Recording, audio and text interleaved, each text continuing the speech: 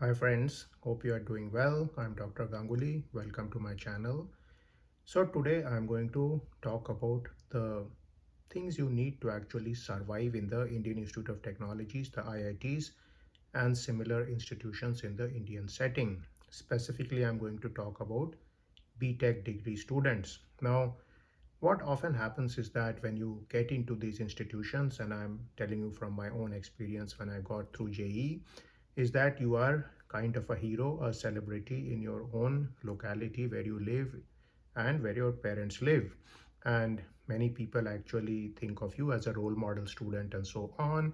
Your school is very happy with you, your parents are pleased with you, your coaching institutes are extremely pleased with you, and so on. But when you go to the institutes, actually, you are simply one of the many students out there, and there is a big negative effect of this particular kind of competition is that you realize that you are among all intelligent people, all people are good in studies and so on. So what's been happening over the years is that the competition keeps growing and the life of BTech students in these institutes is very difficult, and sometimes they have mental health problems, sometimes they succumb to these problems, and so on. So I'm going to give you 7 particular points in today's video, and these are not only important to the students but also to their parents, to their relatives, to their well-wishers, and to also the faculty in these institutions. So let's begin. Now, the number one thing is that you should always choose the discipline or field which you really like and not something which your parents or society are encouraging you to study. So, very often, what happens is that people who come from middle class families, and these are most of the JE students, they try to pick the field where the package is highest. And here, package simply means the salary plus the benefits and so on. And you sometimes neglect your own predilections, your own choices here.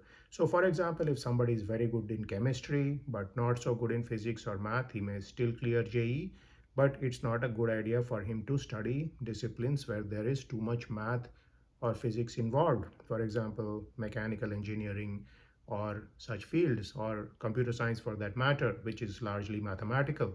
So, always keep in mind that you are going to spend most of your time in these institutes in studying, in the lecture halls, in the tutorial rooms, in the labs, and so on, even in your hall and hostel.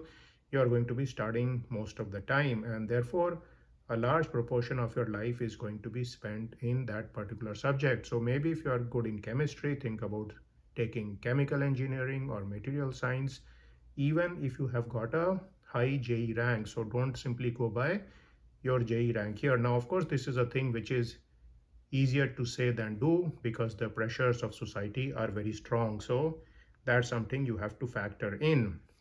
Now, number two thing is that try to stay nearer your home. And many people make the mistake of actually going to the institute which is giving them the best discipline, which essentially means the best package.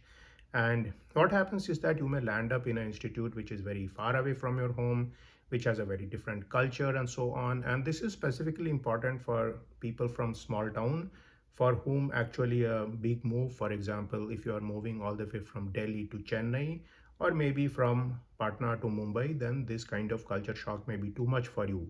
So keep in mind that if you are near your home, you can go home during the different festivals. You can even go home during Saturdays and Sundays and so on.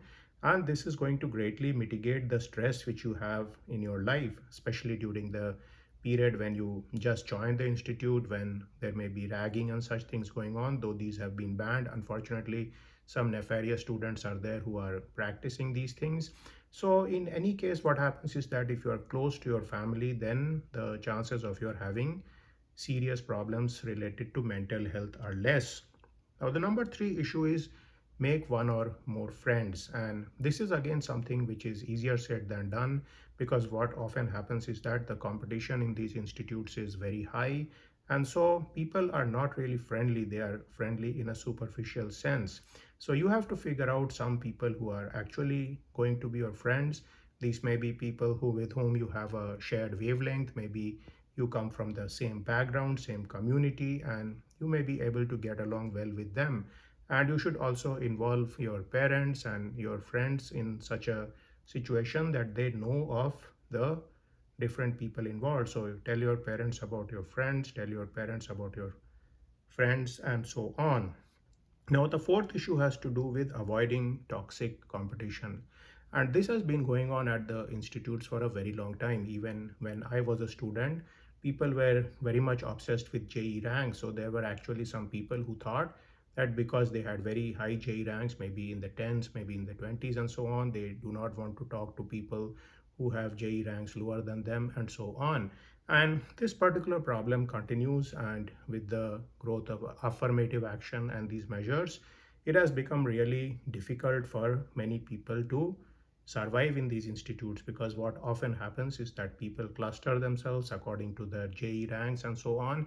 They do not realize that rank really does not matter in the long run. It's something which has come out because maybe you got a problem correct in the exam, somebody else didn't, and in the long run that is not going to be something which matters to you. So drop this obsession with JE rank. Try to not go along with people who are too obsessed with ranks and are trying to create a class system within the institute itself. Now, the fifth point which has been going on is getting into situations which involve heartbreak, and this is often something which comes out of romance or perceived romance. And I have seen this situation to a greater degree when small town boys get involved with big city girls. And here what happens is that the girls often think that they just have a friend, but the guys think that they have a girlfriend. And this is something you must be careful about. Just because a girl is talking to you, if you are a guy, does not mean she's your girlfriend. She is just your friend. So do keep these boundaries very clear. I would say that B.Tech is not a time to get involved in romantic relationship, because romance, math, physics, these are all orthogonal concepts, so you do not want to get into these things. Now, the number six point is that try to do some physical exercise, like go to the gym or go for walks or runs and so on. And this is certainly going to cool down your mind. And also, if you can, get involved in different activities such as music and yoga, maybe meditation, maybe sports of different type. Because what happens is that if you spend too much time in studying and doing nothing else, then you may end up being a so-called dull boy. So you do not want to do that. And very often what physical exercise and gymming does is that it actually makes you feel good, because the results you get are very quick. For example, if you go to the gym, you will see improvements in your body in a very short period of time. Finally, number seven point has to do with religion and philosophy, and many people in the younger generation do not care too much about these concepts. But what often happens is that if you believe in religion, if you believe in the existence of God or some power, then you will certainly realize that your existence in the world is not a random chance, and therefore you are going to give more importance to your life and more importance to yourself. And you'll also realize that there is no last chance in life. There are only second chances, third chances, and so on. And if you have too much difficulty at the institutes, maybe you can simply go home and do something else, because there are always situations where you may actually end up doing better in some different scenarios. And do not think that this is your last chance in life. Remember that many people who are some of the richest people in the world, they actually dropped out of college. So college does not necessarily mean that you are going to be very successful or very rich. Certainly JE rank does not mean that you are going to be very rich. So that's something to keep in mind. Now, if you are somebody who doesn't like religion too much, you can think about philosophy. For example, the Stoic school of philosophy, that's very suited to PhD students, but it's also suited to anybody who actually wants to cultivate resilience in his or her life. So certainly having a Stoic demeanor is going to help you greatly in strengthening your mental health.